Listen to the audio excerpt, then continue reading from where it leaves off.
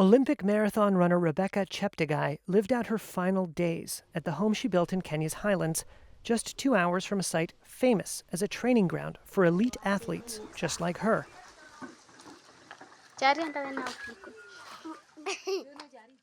The marathoner competed for her native Uganda in the Paris Olympics this past summer.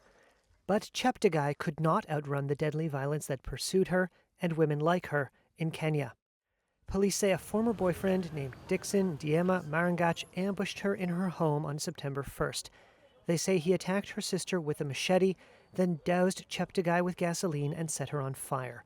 Cheptegei died 4 days later from burns to more than 80% of her body. Marangach died on September 9th, also from burn injuries. Rebecca's father, Joseph Cheptegei, described his daughter as a good girl, obedient and happy. But she was also strong and independent.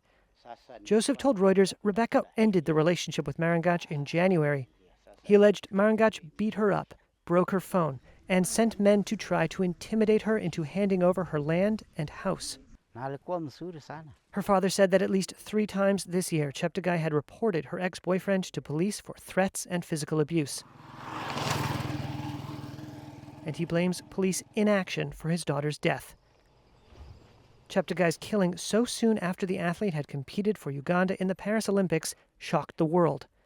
But it also sheds light on the dark side of success for female athletes in Kenya's patriarchal society, in which they can become targets for predatory men.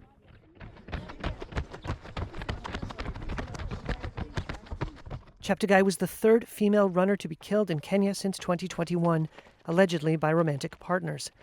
It's a pattern familiar to Esther Chemtai, a 24-year-old fellow athlete. She says she was in an abusive relationship with a man who wanted her to hand over all her earnings to him.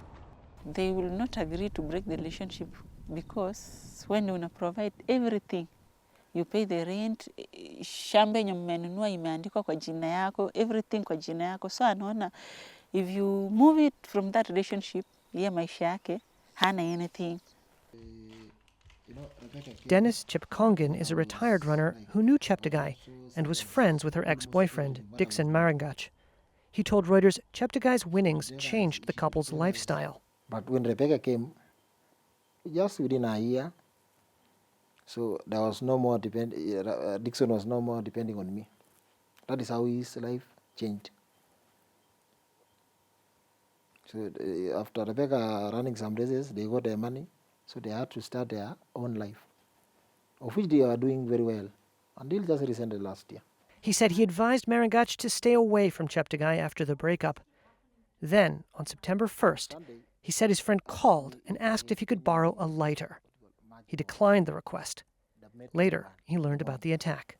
Little did I know that maybe he was going to use it to burn Rebecca. Very sad that we had to lose another life. Joan Chelimo co-founded Tirup's Angels. The nonprofit was established to support domestic violence victims after Kenyan long-distance runner Agnes Tirop was stabbed to death in 2021. Tirup's husband, Ibrahim Rotich, has been charged with her murder. Chelimo said athletic success can bring a windfall of money to poor women and the greed of those who want to exploit them.